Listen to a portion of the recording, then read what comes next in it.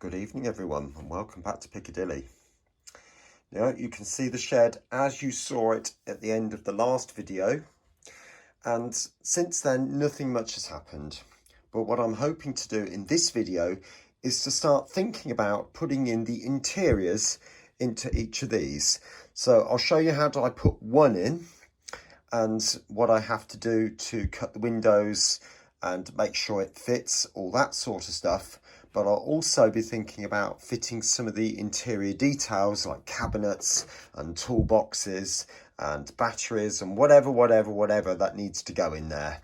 Now I can show some of those things, but other things which I'd like to put in I might have to scratch build or see if I can buy. So I'm going to take you downstairs now, and I'll show you what I'm going to do to actually make the interior skin. All right, catch you in a minute. Right, so here we are at the iPad. Now, I'm not going to show you how I did this, but this is part of the interior wall. So you can see, that's the printer in the background, by the way. There's one of the walls. So that's going to go between this point and that point, between the pillars, the metal struts. And then in the middle here, there's going to be a plaster, a flat pillar against the wall, which I should put in at some point. Okay, now the only thing I do need to do is, obviously, because all this dirt is all the same, I will need to vary that, because obviously I've just taken one piece and copied it for each of the sections, and you only get the same piece. You don't get any more different versions of that flat wall. So I'll just have to vary it and modify it a little bit when the finished wall is done. All right, so anyway, I'll get that printed off and I'll show you what I'm going to do with it. Right, here we are. So I've now cut the strips, and they are 58mm wide, as is that distance up there. And I've cut long strips because I think it's going to be better to measure each section one at a time and then cut this accordingly. If you go carte blanche and just cut them all, you may find some of them are a little bit short or some of them are a bit long, and that will be annoying. So I suggest measure everyone and custom cut them all. But I've also printed off these, and you'll notice they're all identical, even down to the staining. So what I will do is, once they're all stuck on and it's all been varnished inside, I'll modify this, put a bit of different black on, and then smear a different pattern up different parts of the wall. It's just to indicate muck and grime and all sorts of stuff that's been spread around, because it will look a little bit odd at first. We're seeing the same pattern on every piece of wall, and particularly as you can see there, I've got two blank walls together, and there'll be another two blank walls together, I think, at that section. I think, I might be wrong. I'm going to do those blanks now. So like I said, I'll cut each one of these to the required size. These are slightly oversized so that they are slightly longer and a tad taller. I'm going to glue them on with a Pritt stick so that that goes to the top, like so, like that, and then either cut off or fold over the bottom accordingly. All right, so that the top is always going to be that distance from there to there. And if there is any variation at the bottom, it really doesn't make any difference. And likewise the width, I can just cut them off accordingly. Again, no problems whatsoever. So I'll get those glued on. Now, the other thing that I do need to tell you about is the fact that I've obviously got the hinge here. And if I just stick that on now, the wall is going to end up at a funny angle like that. So I do need to stick some pieces of card inside here to accommodate the width of this and pack it out a bit so that they will sit flat. All right, so I believe this is around about 1mm, so I'm going to find some card around about that millimetre size and stick that into each section. And like I said, do one section at a time and then stick these parts on over the top. All right, hope that makes sense. Speak to you soon. Okay, so you can see now that I've stuck a piece of card in there. And again, that's just the old cereal packet. There's two layers in there because it's about 0.5 mm per side. So I've stuck that down with PVA glue, and I've put some double-sided tape here because PVA is not going to stick very well to the metal. So all I need to do is peel that off, and then there's my side piece cut to the right length. I shall slide that in, and so it goes neatly to the top.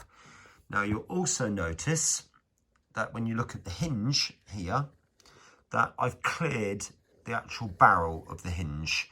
And that is quite important because obviously if this piece comes down into this part here, it's going to bind the hinge up slightly, and then it's going to cause the rotating to be a little bit more difficult. So bearing all that in mind, this side of the body will be slightly shorter than this side, because obviously I've got the full height here and the hinge is recessed into the bottom of the body, if you remember from last time. Just turn that over to show you, if you remember. So the hinge is recessed in. So I hope that makes sense. So the interior sides need to be a tad shorter as well, don't they? Right, so next stage then is to remove that and then stick, I don't know if I can get it out, of course. Oops, coming. I had to just loosen that piece off there just to help get that in a little bit. And then stick that onto there and make sure it's nice and central. And then bend the two flaps over and glue those on. I shall stick that on with a glue stick. All right, I'll come back to you once I've removed this tape and then stuck that in with PVA onto this section here. Catch you in a minute. All right, there you go. You can see 3 panels done now. And they're all firmly in. I'll just show you the bottoms so they're all up in line with each other. Now, that bit there, I perhaps should have cut that down, but to be honest with you, I'm not going to worry because that's going below the level of the lift itself, so you won't see that because the lift will come up to, well, probably around about that same height, and I can always fill that with something if necessary, so I'm really not worried by that. But anyway, they're in. So I've got this one still to do, and obviously the other units as well, which also need to be done. So I'll get all those finished. I've had to think about, I will show you the windows sections because obviously they're a little bit different. I'm not going to spend long on this, but I do think it deserves a little bit of time. Now, what I've gone ahead and done is made another template, and I've placed that inside there. Obviously you can see I've packed this up top and bottom. Place that inside there and marked the vertical edges of each window, and then placed it that way, put marks, and that way and put some marks, and then joined it all up. Okay, so I end up with this little grid, and obviously cut out the windows to represent, well, cut out the windows basically. And from that I've then made this by placing obviously that onto a piece of card, draw around the windows, cut them out, and that's ready. Now I did go ahead and make this, but it's not worked out, and to be honest with you, I can do it just as easily by using these wall blanks, which I used for these sections. So what I'm going to do is place that on the top like that, get it centered and lined up with the top edge. And then from there, I'm going to mark a line across the top and the bottom, both sides, but not these vertical edges. But what I am going to do is come in probably about 1/2 centimetre and draw a line down, down and down. Okay, I'll do it and I'll show you what I mean. Like that. Okay, so what that means now is that I can place that on top there, obviously glued, and then bend each of these windows round. It might be a bit difficult for me to do this one-handed, but bends those windows around like that. I'm not going to worry about the window sills here, as you can see on that piece, because I'm actually going to fit the window sills inside like I did on the outside. I know you're not going to see as much detail. I don't know yet. I might not put the window frames in, but we'll see. I'll have a think about that. All right, so I'll get that glued up and I'll show you what it looks like in a second. Like that.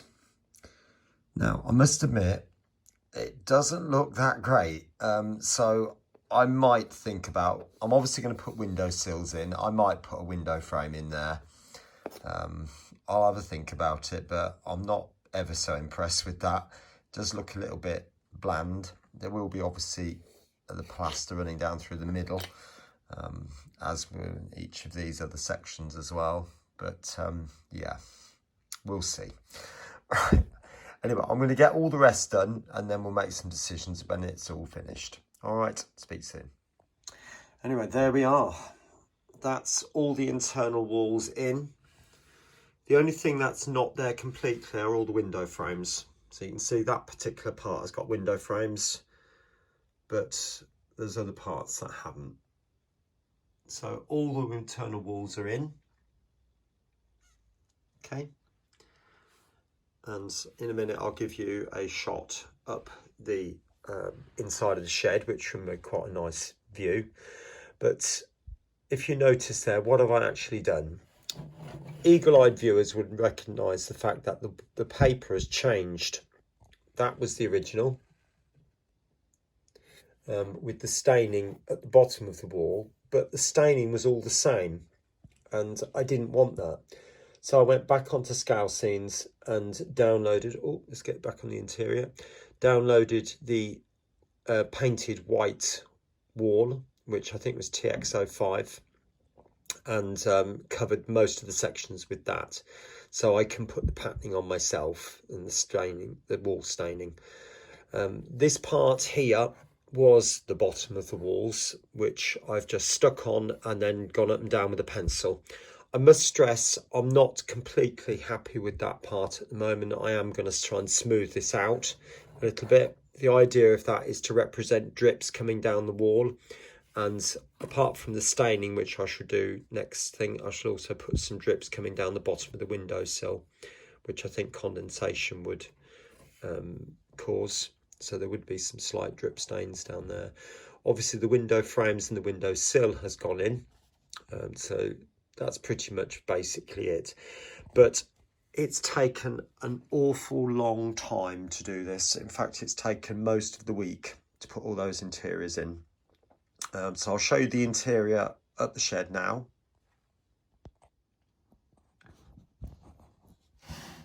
Here's the shot up through.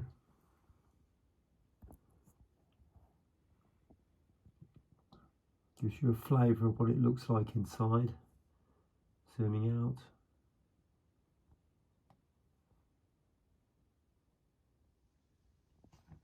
Okay. Yeah, so I hope you enjoyed that. But so what I'm going to do over the next few days is to get those window frames on all these windows, all the way up here. And then, like I said, for the next video, I'll start the weathering process on the inside and actually start making some cabinets and things like that are going to go on the inside of the shed. I'm going to see if it's easy enough to make some of the lifts, the carriage lifts. If it's not, I might have to see if I can find some to buy, but you know, they might have to go in at a later date, but I'll certainly put in a whole selection of cabinets and sheds and all sorts of stuff going up the inside, toolboxes, whatever. But we'll have a look at that in a bit. All right. Anyway, I'm going to finish this video now with some running, small running session. Won't be for very long, but just because I haven't done one for a little while. All right. Anyway, I'll catch you soon. Take care then. Bye-bye now.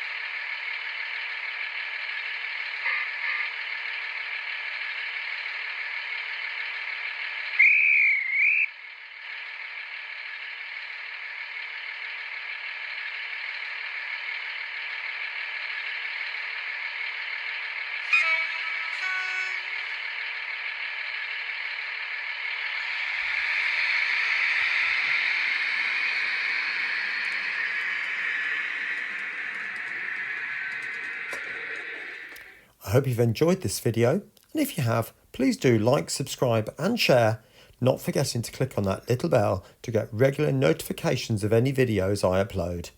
Some other videos are appearing on the screen right now which also might take your interest. Thanks once again, and bye for now.